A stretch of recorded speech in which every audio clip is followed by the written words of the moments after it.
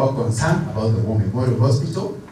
The middle class, the upper class, and also the people down there are concerned about the issue of War Memorial. And a lot of lies have been made about the issue of War Memorial. I want to state here, because I sit in the government, I sit in the cabinet, there's no one who is grabbing War Memorial Hospital. I want it to be so clear to you as people who are great partners of our county, and also people who are concerned and people who want to see health services being run very well in Nakuru County. Nobody is grabbing War Memorial Hospital. What Her Excellency the Governor is doing is trying to revert back the land to the people of Nakuru County, and that is what she's doing. And nobody has stolen even an inch of that space, or of that 25 acres. And mind you, Annex, what they don't tell you when they medalize here, Annex is part of the 25 acres. Mzungu amechukua hadi Annex is part of the 25 acres. So that is what we are fighting for. That is what the governor is fighting for. So that we can have space, land, where we can be able to put more investments in health. Kwa hivyo, ningetaka mwelewe hivyo kwa Nakuru, wanabiashara na wale ambao mnajali sana mambo ya hospitali na mnajali mambo ya afya katika Nakuru County. Senator wetu, unfortunately, she has made a lot of lies about the issue, and very soon mtajua ukweli. Na ukweli ukidhihirika, uongo unafanya nini? Unajitenga. Soon the 25 acres will be in your hands. Tuseme sisi tutakuwa kwa serikali forever, as we know. Hata mimi alikuweko.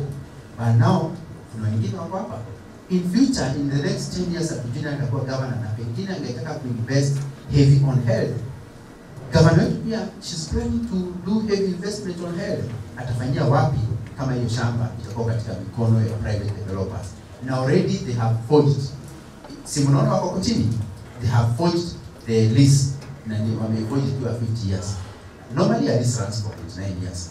Saizi wameforge this 50 years.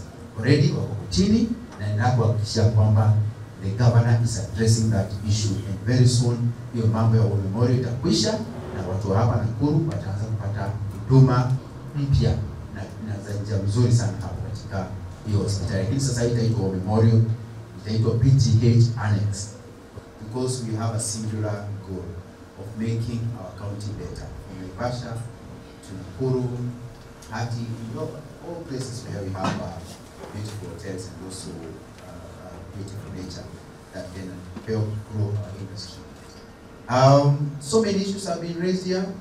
Some belong to the national government, some are county government, but one thing that I love about Her Excellency the Governor of our county is that she has developed a very good working relationship with the national government.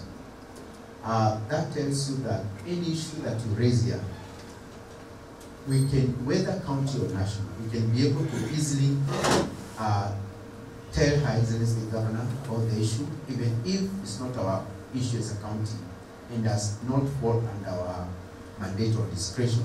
She can be able to cascade the issue further, and believe you me, the issue will be addressed by the national government, whether the president or the CSD board. But there are also issues that you have also raised about the Nakuru County. For example, you have talked about the participation of hotel owners in maybe low-making process. That's why you are complaining about the invoices that you have just received. I don't know how many of you were able to attend last year's finance bill meeting, you said in Medicaid. How many of you did attend that meeting? Pale kwa chief, hapo, mahali ambapo tunafanya biashara.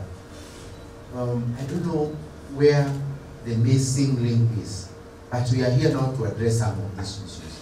Because when you come to the public participation for the finance bill, that is where you are able to raise your issues, amend maybe clauses that are sometimes offending, say what you are telling us right now. The chairman has put it well, that you want us to stagger the unified license. those are some of the issues that really are supposed to be raised in that forum, but it's not lost. That bill is done every year. Already we have an act, and we are working on it. That is what we are executing at the moment, but it's not lost. If we have such an engagement, we'll be able to invite you. This is a strategic meeting. When we have such a forum of public participation, we'll be able to invite you so that you can come and see where we can amend that. It is amended each and every financial year. On the issue of staggering the lenses, that is a debate that we are still having together with the CC in charge of finance. I've raised that issue because the trade license falls under us and also the liquor license. We are in talks with the CC finance, and Her Excellency, the governor is supporting that initiative. I'll be able to come back to you with a proper response in very few days. Since we have now a chairman here, I'll be able to reach you very easily. And I hope you have also a group where you can give such information. About the issues of ADMs, we really try to fight. Her Excellency, the governor, really try to fight for that issue. And now the counties, the counties now are starting now to feel that they are able to sustain themselves. The way they are. Kisumu, yes, is a city. Nakuru is a city. Mombasa is a city. And of course, Eldoret is coming up now as a city. But as other counties are trying to grow, they are also jeopardizing the growth or the momentum that has already been created by the existing cities and the things that used to be enjoyed by the same cities. Now we are competing.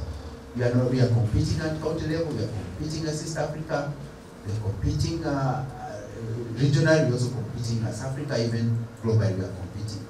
Now the competition has entered, and since the creation of devolution, now each and every county is trying to really put investment in their own counties. That is a big challenge, and I think that is what, it is the politics that informed that decision. But to me, I believe it was a wrong decision, because it is giving us a disadvantage as a county, and a lot of investment have been put in the hospitality industry. And this is an issue that should be taken up by the Council of Governors. It's an issue that should be discussed at the highest level in this nation.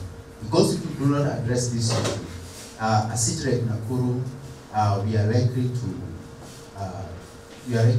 to go back to maybe in situations that we don't want to be in. For example, the governor, that's an issue we can bring back to the governor and see what she can be able to do. On the issue of stadium, yes, we understand the stadium has been under construction for the last 3 years. And when the governor came in, she made a deliberate decision that she's going to finish up the projects that were started by the previous regime. And when she came in, that stadium was at 38%. Now, it is almost complete. It is at 92%. And you've been seeing that update from her page. And very soon we are going, I think the chairman has talked about it because he's also playing a very huge role. That study will be ready by March or April. And the Nakuru people are going to start enjoying the fruits of that study. And of course, the sports tourism that comes with such a facility. And we're also pitching for Africa population matches to come here so that we can also be able to promote the hospitality industry in Nakuru. Other issues that were raised, the mayor has just left, but it's about the cultural center.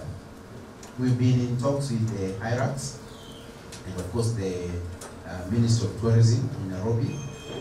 We want them to create a space for us there, and as a department, we are willing to put in money and also partner with you people and also other cultural, other people who believe in this thing. And there are so many people who believe in this thing and want this cultural center to run. And we are really working hard on it, and we are just about to, we have already signed an MOU Now we want to go to the execution phase. So that is something is being done on that issue. Another issue that was raised is about the legal committee that always visits your premises to inspect. I've had to. And because I'm in charge of liquor, we normally send a committee of few individuals, like 6 people or 7 people. But because now, especially the mayor, former mayor of Nakuru, the municipality has just raised that issue, I think it is important that I go back and now start finding out what is happening maybe in Nakuru East, Nakuru West, and see whether the what has been alleged is true or false. But if it is true, I'm going to work on how I can be able to reduce, especially we have very good hotels here that surely you don't need to send such a huge team to do the inspection. You can send 3 or 4 people and they'll be able to do that. That's an issue that I can be able to easily address. On the issue of drainage along Kaleva Road, where Marvin Hotel is situated, and also another issue that was raised here by my sister here about the covering of drainages. And also Marvin Hotel is complaining of what happens when the rains are big. It's a delicate balancing act. When we cover our drainage, those issues will always arise. When it rains and drainages have been covered and the culverts are blocked, that is when we get overflows. That's a challenge now that we need to talk as a people and see, yes, we can be able to help. For example, if Anne here comes with an application to the Ministry of Roads that she wants to cover her drainage here, she'll be able to get a consent. Very easy. It's very easy. And now the dangers. If it's not easy, then she can always call me. That's why we are here, to address such issues. I can be able to help. And now, when it rains and the culverts are blocked, what happens? It's unable to maintain those culverts so that they stay open all time, every season. And if it is so, then we can make such an application so that we don't go the way my brother there is talking about National and Marvin Hotel, because the drainage there may be covered. But we feel that's an issue that can be discussed and can be sorted out depending on the needs and the location and the situation and circumstances that are there. About the water, the rates that are charged by the NOASCO company. You know, NOASCO is a private company, and we are always invited to public participation when it comes to adding that team of these ladies. But what I would like to maybe add to all of you, because when I talk about this, I'm also in the same space where you are. I own a restaurant in town. I don't have rooms, but I own a restaurant in town. And indeed, I pay a huge bill. Whenever my water bill is, for example, 20K, I have to add another 20K for sewerage services. And now there's always a forum every year called by NOASCO. And I think these are some of the information that you need so that you can be able to be attending such forums. For those people who operate Keroche, for example, we were able to, and also have a Keroche along Kariba. We were able to lobby for the issue of sewage to be removed from our bill, and that was successful. We can request for special rates for hotel people in Nakuru. We can request for special rates as opposed to the residents. So I think that's an issue that we can bring to the chairman, and he communicates to all of us. When there's a public participation on the issue of bills, we can always attend and be able to hear our grievances. And I know